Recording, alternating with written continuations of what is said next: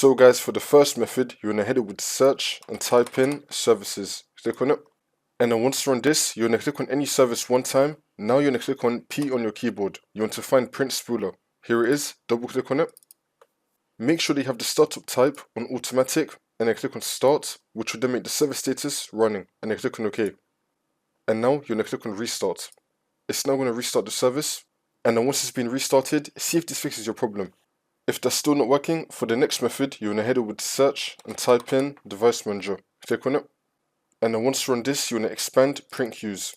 Now you want to find your printer, you want to right click on it, and then click on update driver, and then click on search automatic for drivers. Make sure that you have the best drivers for your device installed. See if that works for you. Also, if you can, try to get the latest printer drivers from your printer's website. For the next method, you want to head it with search and type in check for updates. Click on it. And then once you're on this, you want to click on check for updates. Make sure that your computer is fully up to date. For the next method, you want to head it with search and type in printers and scanners. Click on it. And then once you're on this, you want to find your printer. You want to click on it. Now you want to click on remove. Come back to printers and scanners. And then click on add device. Now you just want to add it again.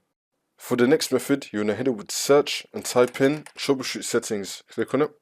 And then once you're on this, you want to click on other troubleshooters. Now you want to find printer. Click on run. And then once you're on this, you want to scroll down and then click on yes. You now just want to go through all the steps that come up here. See if that works for you.